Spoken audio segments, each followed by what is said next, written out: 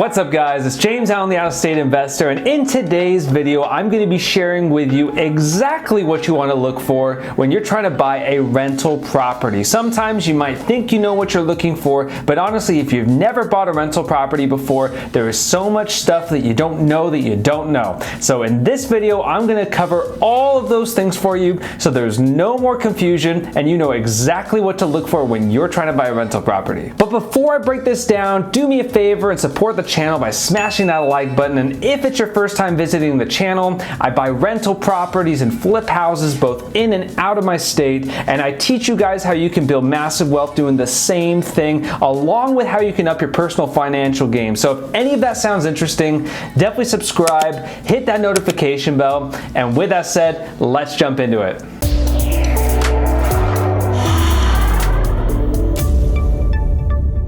Buying rental properties is hands down one of the best ways to build massive wealth, no questions asked. And in fact, 90% of all millionaires are actually invested into real estate. So that should tell you something right there. But with that said, it is not just as simple as buying any old property. In fact, if you buy the wrong type of deal, it could end up costing you more money out of pocket than you even invested in the first place. So with that said, that's why it's so important to know and understand what a good deal looks like so that you can have the full confidence to know that you have a good deal in your pocket and that you're going to make a lot of money long term. So with that said, there are 5 main things I look for in a rental property. It's location, good numbers, value add opportunity, liquidity, and low maintenance. So the best place to start with this is location, because if you ask any old school real estate investor what made them their money, they're going to tell you location, location, location. So what I like to do is target neighborhoods in a C+ to B- area if I was to grade an area, and those areas typically get a little bit of everything. You get some cash flow,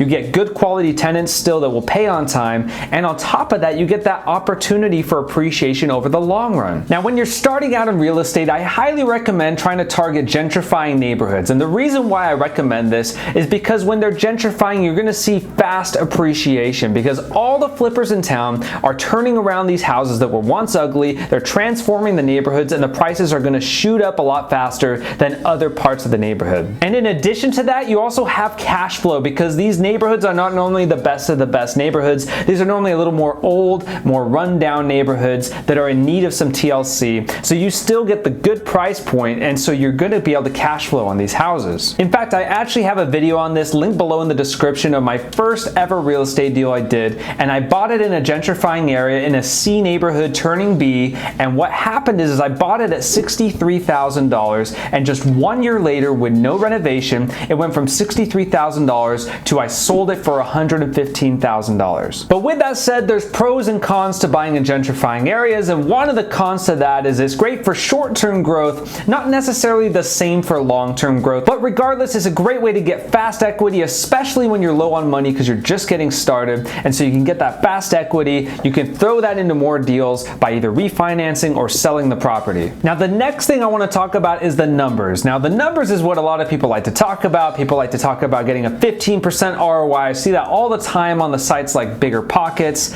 but in reality, every market is different. And if you're in California, you may get very little or no cash flow, but you may get incredible appreciation. Whereas if you're in the market of Memphis, you may get phenomenal cash flow, but Memphis only averages about 1% appreciation per year over the long run. So there's pros and cons to each market, and just because you're getting good cash flow doesn't mean you're getting good appreciation. So what I recommend you do is you should talk to some experienced real estate investors, get in touch with your local RIA group, and you can find some experienced real estate investors to ask them what kind of returns are they making on their deals so that you can understand what is a realistic expectation for a rental property in your market. Then once you know what the big hitters are doing in your market, you can set aside what your expectations are for yourself, because if you're only realistically making about 8% in the stock market, but you could still make 12% on your real estate deal, you still might want to act on that because that's good enough for what you want. Now, when we're talking about numbers, we also have to talk about expenses.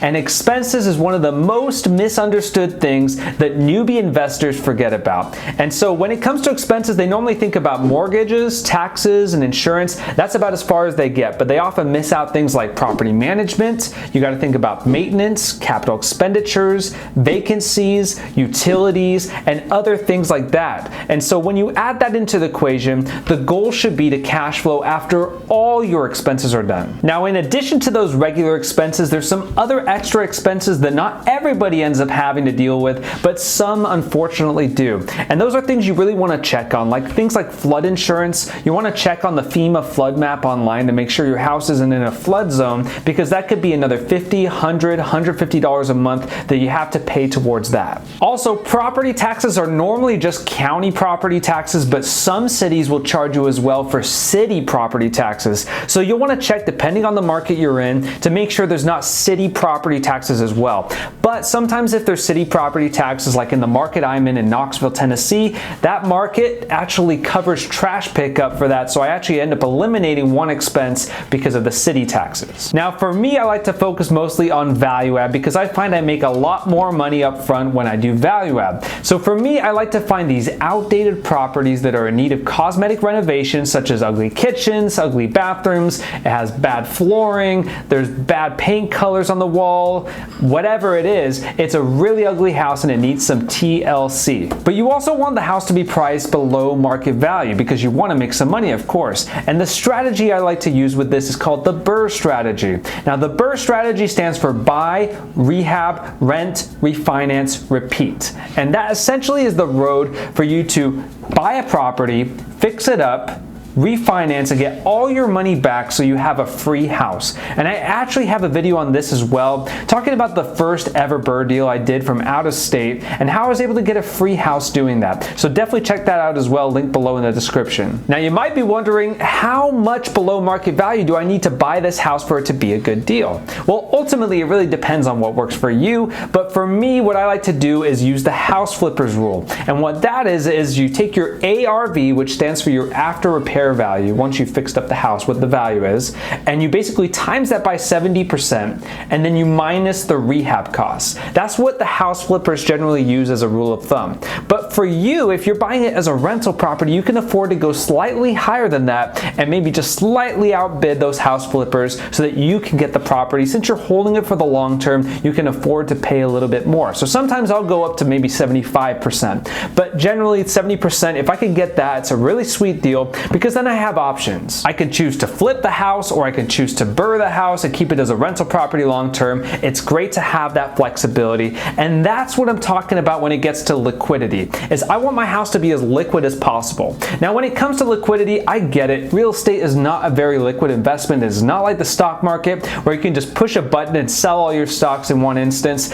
With a house, it takes time. What I don't want to do is I don't want to buy a house that has extra problems that is going to cause me even more time to sell my house than it already is, because it's long enough as it is. I don't need to be adding extra problems that could cause further delays. So for me, when I buy a property, I try to buy a property without any major problems. And by major problems, I'm talking about things like major foundation issues that are going to cost you in the tens of thousands of dollars. I'm talking about houses that are maybe on a main street, maybe backing up to a highway, maybe it's in a flood zone, things you can't change about the location, right? Because you could change the house, you can't change the location. So I don't like to buy a house that comes with problems you can't fix. And this is where things can get tricky, because you might find something that meets your numbers and looks like it's a good deal, maybe deeply discounted, but in reality, the property might be actually worth a lot less because it's sitting on a main street, because it's backing up to a highway, or it's in that flood zone. And so you think you're getting a discount, but in reality, you're buying what it's actually worth. And this brings us to the final thing to focus on when you're trying to buy a rental property, and that's how you can have a low maintenance property over the long run, because there is nothing more frustrating